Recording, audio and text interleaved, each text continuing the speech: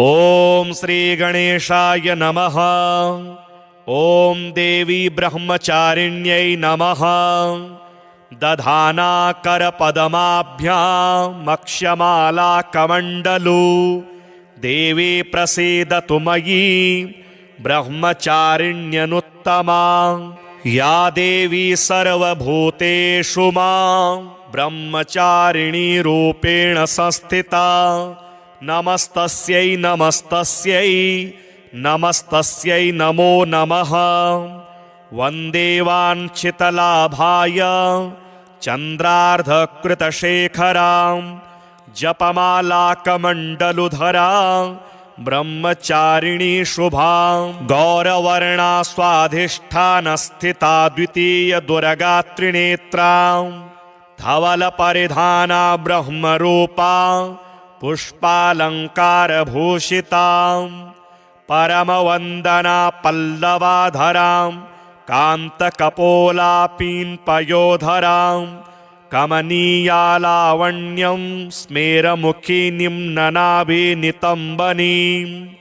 तपश्चारिणी त्वं हि तापत्रयनिवारणीं ब्रह्मरूपधरा ब्रह्मचारिणी प्रणमाम्यहम्। शङ्करप्रिया त्वं हि भुक्तिमुक्तिदायिनी शान्तिदा ज्ञानदा ब्रह्मचारिणी प्रणमाम्यहम्। त्रिपुरा मे हृदयं पातु ललाटे पातु भामिनी अर्पण सदा पातु नेत्रो अर्धरी च कपोलो। पञ्चदशे कण्ठे पातु मध्यदेशे पातु महेश्वरी। षोडशे सदा पातु नाभो गृहो च पादयो। अङ्गप्रत्यङ्ग सततं पातु ब्रह्मचारिणी। ॐ श्री गणेशाय नमः। ॐ देवी ब्रह्मचारिण्यै नमः। दधानाकरपदमाभ्यामक्षमाला कमण्डलू देवी प्रसीदतु मयि ब्रह्मचारिण्यनुत्तमा। या देवी सर्वभूतेषु मां ब्रह्मचारिणी रूपेण संस्थिता। नमस्तस्यै नमस्तस्यै नमस्तस्यै नमो नमः। वन्दे वाञ्छितलाभाय चन्द्रार्धकृतशेखरां जपमालाकमण्डलुधरां ब्रह्मचारिणी शुभां। गौरवर्णा स्वाधिष्ठानस्थिता द्वितीयदुर्गात्रिनेत्रां धवलपरिधाना ब्रह्मरूपा पुष्पालङ्कारभूषितां परमवन्दना पल्लवाधरां कान्तकपोलापीन्पयोधरां कमनीयालावण्यं स्मेरमुखिनीं ननाभिनितम्बनीं। तपश्चारिणी त्वं हि तापत्रयनिवारणीं ब्रह्मरूपधरा ब्रह्मचारिणी प्रणमाम्यहम्। शङ्करप्रिया त्वं हि भुक्तिमुक्तिदायिनी शान्तिदा ज्ञानदा ब्रह्मचारिणी प्रणमाम्यहम्। त्रिपुरा मे हृदयं पातु ललाटे पातु भामिनी अर्पण सदा पातु नेत्रो अर्धरी च कपोलो। पञ्चदशे कण्ठे पातु मध्यदेशे पातु महेश्वरी। षोडशे सदा पातु नाभो गृहो च पादयो। अङ्गप्रत्यङ्ग सततं पातु ब्रह्मचारिणी। ॐ श्री गणेशाय नमः। ॐ देवी ब्रह्मचारिण्यै नमः। दधानाकरपदमाभ्यामक्षमाला कमण्डलू देवी प्रसीदतु मयि ब्रह्मचारिण्यनुत्तमा। या देवी सर्वभूतेषु मां ब्रह्मचारिणी रूपेण संस्थिता। नमस्तस्यै नमस्तस्यै नमस्तस्यै नमो नमः। वन्दे वाञ्छितलाभाय चन्द्रार्धकृतशेखरां जपमालाकमण्डलुधरां ब्रह्मचारिणी शुभां गौरवर्णा स्वाधिष्ठानस्थिता द्वितीयदुर्गात्रिनेत्रां धवलपरिधाना ब्रह्मरूपा पुष्पालङ्कारभूषितां परमवन्दना पल्लवाधरां कान्तकपोलापीन्पयोधरां कमनीयालावण्यं स्मेरमुखिनीं ननाभिनितम्बनीं तपश्चारिणी त्वं हि तापत्रयनिवारणीं ब्रह्मरूपधरा ब्रह्मचारिणी प्रणमाम्यहं शङ्करप्रिया त्वं हि भुक्तिमुक्तिदायिनी शान्तिदा ज्ञानदा ब्रह्मचारिणी प्रणमाम्यहं त्रिपुरा मे हृदयं पातु ललाटे पातु भामिनी अर्पण सदा पातु नेत्रो अर्धरी च कपोलो पञ्चदशे कण्ठे पातु मध्यदेशे पातु महेश्वरी षोडशे सदा पातु नाभो गृहो च पादयो अङ्गप्रत्यङ्ग सततं पातु ब्रह्मचारिणी। ॐ श्रीगणेशाय नमः। ॐ देवी ब्रह्मचारिण्यै नमः। दधानाकरपदमाभ्यामक्षमालाकमण्डलू देवी प्रसीदतु मयि ब्रह्मचारिण्यनुत्तमा या देवी सर्वभूतेषु मां ब्रह्मचारिणी रूपेण संस्थिता नमस्तस्यै नमस्तस्यै नमस्तस्यै नमो नमः। वन्दे वाञ्छितलाभाय चन्द्रार्धकृतशेखरां जपमालाकमण्डलुधरां ब्रह्मचारिणी शुभां गौरवर्णा स्वाधिष्ठानस्थिता द्वितीयदुर्गात्रिनेत्रां धवलपरिधाना ब्रह्मरूपा पुष्पालङ्कारभूषितां परमवन्दना पल्लवाधरां कान्तकपोलापीन्पयोधरां कमनीयालावण्यं स्मेरमुखिनीं ननाभिनितम्बनीं तपश्चारिणी त्वं हि तापत्रयनिवारणीं ब्रह्मरूपधरा ब्रह्मचारिणी प्रणमाम्यहं शङ्करप्रिया त्वं हि भुक्तिमुक्तिदायिनी शान्तिदा ज्ञानदा ब्रह्मचारिणी प्रणमाम्यहं त्रिपुरा मे हृदयं पातु ललाटे पातु भामिनी अर्पण सदा पातु नेत्रो अर्धरी च कपोलो पञ्चदशे कण्ठे पातु मध्यदेशे पातु महेश्वरी षोडशे सदा पातु नाभो गृहो च पादयो अङ्गप्रत्यङ्ग सततं पातु ब्रह्मचारिणी। ॐ श्रीगणेशाय नमः। ॐ देवी ब्रह्मचारिण्यै नमः। दधानाकरपदमाभ्यामक्षमालाकमण्डलू देवी प्रसीदतु मयि ब्रह्मचारिण्यनुत्तमा या देवी सर्वभूतेषु मां ब्रह्मचारिणी रूपेण संस्थिता नमस्तस्यै नमस्तस्यै नमस्तस्यै नमो नमः।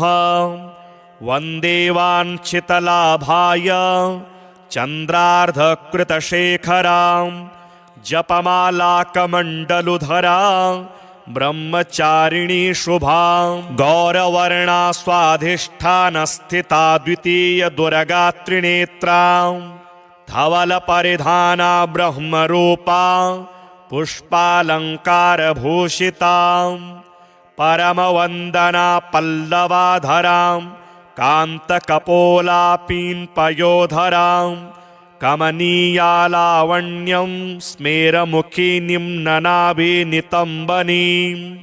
तपश्चारिणी त्वं हि तापत्रयनिवारणीं ब्रह्मरूपधरा ब्रह्मचारिणी प्रणमाम्यहं शङ्करप्रिया त्वं हि भुक्तिमुक्तिदायिनी शान्तिदा ज्ञानदा ब्रह्मचारिणी प्रणमाम्यहं त्रिपुरा मे हृदयं पातु ललाटे पातु भामिनी अर्पण सदा पातु नेत्रो अर्धरी च कपोलो पंचदशे कंठे पातु मध्यदेशे पातु महेश्वरी षोडशे सदा पातु नाभो गृहो च पादयो अंगप्रत्यंग सततं पातु ब्रह्मचारिणी। ओम श्री गणेशाय नमः। ओम देवी ब्रह्मचारिण्यै नमः। दधाना करपदमाभ्यामक्ष्यमाला कमण्डलू देवी प्रसीदतु मयि ब्रह्मचारिण्यनुत्तमा या देवी सर्वभूतेषु मां ब्रह्मचारिणी रूपेण संस्थिता नमस्तस्यै नमस्तस्यै नमस्तस्यै नमो नमः। वन्दे वाञ्छितलाभाय चन्द्रार्धकृतशेखरां जपमालाकमण्डलुधरां ब्रह्मचारिणी शुभां गौरवर्णा स्वाधिष्ठानस्थिता द्वितीय दुर्गात्रिनेत्रां धवलपरिधाना ब्रह्मरूपा पुष्पालङ्कारभूषितां परमवन्दना पल्लवाधरां कान्तकपोलापीन्पयोधरां कमनीयालावण्यं स्मेरमुखी निम्ननाभिनितम्बनीं तपश्चारिणी त्वं हि तापत्रयनिवारणीं ब्रह्मरूपधरा ब्रह्मचारिणी प्रणमाम्यहं शङ्करप्रिया त्वं हि भुक्तिमुक्तिदायिनी शान्तिदा ज्ञानदा ब्रह्मचारिणी प्रणमाम्यहं त्रिपुरा मे हृदयं पातु ललाटे पातु भामिनी अर्पण सदा पातु नेत्रो अर्धरी च कपोलो पंचदशे कंठे पातु मध्यदेशे पातु महेश्वरी षोडशे सदा पातु नाभो गृहो च पादयो अंगप्रत्यंग सततं पातु ब्रह्मचारिणी। ओम श्री गणेशाय नमः। ओम देवी ब्रह्मचारिण्यै नमः। दधाना करपदमाभ्यामक्ष्यमाला कमण्डलू देवी प्रसीदतु मयि ब्रह्मचारिण्यनुत्तमा या देवी सर्वभूतेषु मां ब्रह्मचारिणी रूपेण संस्थिता नमस्तस्यै नमस्तस्यै नमस्तस्यै नमो नमः।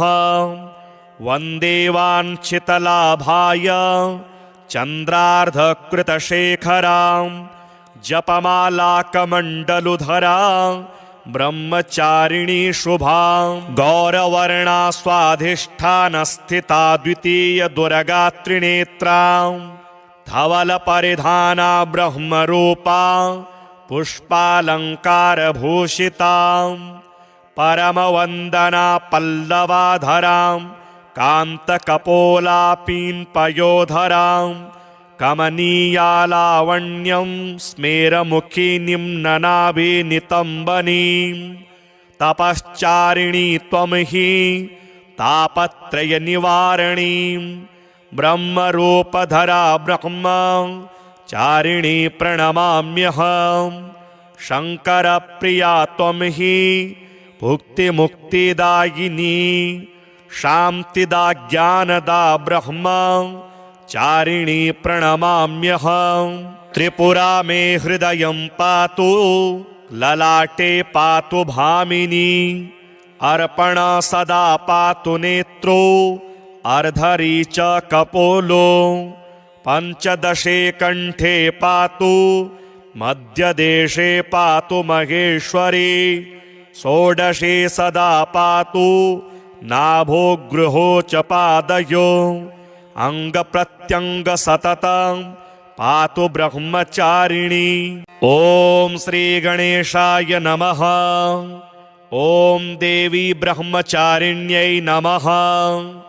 दधाना करपदमाभ्यामक्षमाला कमण्डलू देवी प्रसीदतु मयि ब्रह्मचारिण्यनुत्तमा। या देवी सर्वभूतेषु मां ब्रह्मचारिणी रूपेण संस्थिता नमस्तस्यै नमस्तस्यै नमस्तस्यै नमो नमः।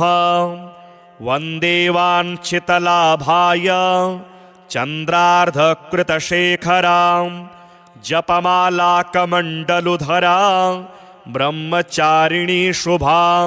गौरवर्णा स्वाधिष्ठानस्थिता द्वितीय दुर्गात्रिनेत्रां धवलपरिधाना ब्रह्मरूपा पुष्पालङ्कारभूषितां परमवन्दना पल्लवाधरां कान्तकपोलापीन्पयोधरां कमनीयालावण्यं स्मेरमुखिनीं ननाभिनितम्बनीं। तपश्चारिणी त्वं हि तापत्रयनिवारणीं ब्रह्मरूपधरा ब्रह्मचारिणी प्रणमाम्यहम्। शङ्करप्रिया त्वं हि भुक्तिमुक्तिदायिनी शान्तिदा ज्ञानदा ब्रह्मचारिणी प्रणमाम्यहम्।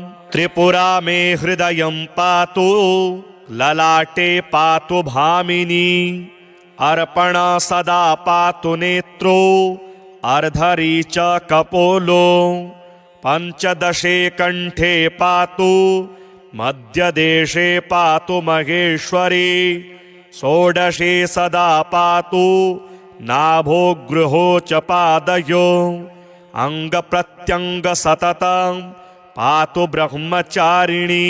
ओम श्री गणेशाय नमः। ओम देवी ब्रह्मचारिण्यै नमः। दधाना करपदमाभ्यामक्षमाला कमण्डलू देवी प्रसीदतु मयि ब्रह्मचारिण्यनुत्तमा। या देवी सर्वभूतेषु मां ब्रह्मचारिणी रूपेण संस्थिता नमस्तस्यै नमस्तस्यै नमस्तस्यै नमो नमः। वन्दे वाञ्छितलाभाय चन्द्रार्धकृतशेखरां जपमालाकमण्डलुधरां ब्रह्मचारिणी शुभां। गौरवर्णा स्वाधिष्ठानस्थिता द्वितीय दुर्गात्रिनेत्रां धवलपरिधाना ब्रह्मरूपा पुष्पालङ्कारभूषितां परमवन्दना पल्लवाधरां कान्तकपोलापीन्पयोधरां कमनीयालावण्यं स्मेरमुखिनीं ननाभिनितम्बनीं।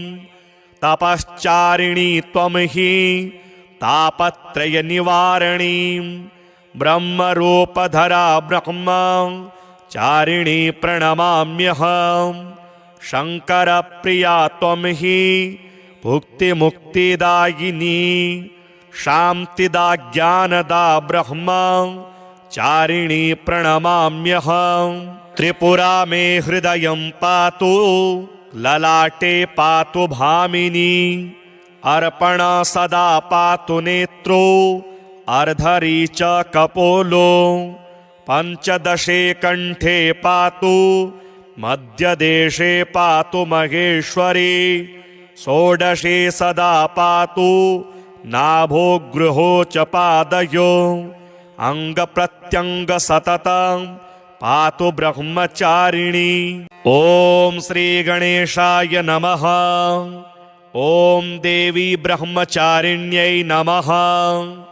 दधानाकरपदमाभ्यामक्षमालाकमण्डलू देवी प्रसीदतु मयि ब्रह्मचारिण्यनुत्तमा। या देवी सर्वभूतेषु मां ब्रह्मचारिणी रूपेण संस्थिता। नमस्तस्यै नमस्तस्यै नमस्तस्यै नमो नमः। वन्दे वाञ्छितलाभाय चन्द्रार्धकृतशेखरां जपमालाकमण्डलुधरां ब्रह्मचारिणी शुभां। गौरवर्णा स्वाधिष्ठानस्थिता द्वितीयदुर्गात्रिनेत्रां धवलपरिधाना ब्रह्मरूपा पुष्पालङ्कारभूषितां। परमवन्दना पल्लवाधरां कान्तकपोलापीन्पयोधरां कमनीयालावण्यं स्मेरमुखिनीं ननाभिनितम्बनीं। तपश्चारिणी त्वं हि तापत्रयनिवारणीं ब्रह्मरूपधरा ब्रह्मचारिणी प्रणमाम्यहं। शङ्करप्रिया त्वं हि भुक्तिमुक्तिदायिनी शान्तिदा ज्ञानदा ब्रह्मचारिणी प्रणमाम्यहं। त्रिपुरा मे हृदयं पातु ललाटे पातु भामिनी। अर्पणा सदा पातु नेत्रो अर्धरी च कपोलो। पञ्चदशे कण्ठे पातु मध्यदेशे पातु महेश्वरी। षोडशे सदा पातु नाभो गृहो च पादयो। अङ्गप्रत्यङ्ग सततं पातु ब्रह्मचारिणी। ॐ श्रीगणेशाय नमः। ॐ देवी ब्रह्मचारिण्यै नमः। दधानाकरपदमाभ्यामक्षमालाकमण्डलू देवी प्रसीदतु मयि ब्रह्मचारिण्यनुत्तमा। या देवी सर्वभूतेषु मां ब्रह्मचारिणी रूपेण संस्थिता। नमस्तस्यै नमस्तस्यै नमस्तस्यै नमो नमः।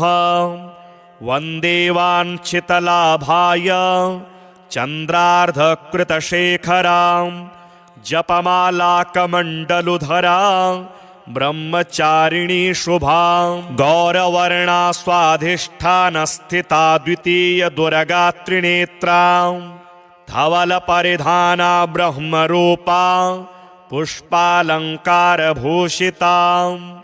परमवन्दना पल्लवाधरां कान्तकपोलापीन्पयोधरां कमनीयालावण्यं स्मेरमुखिनीं ननाभिनितम्बनीं।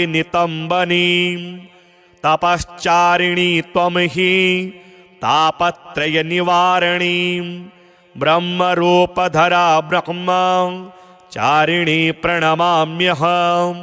शङ्करप्रिया त्वं हि भुक्तिमुक्तिदायिनी शान्तिदा ज्ञानदा ब्रह्मचारिणी प्रणमाम्यहं।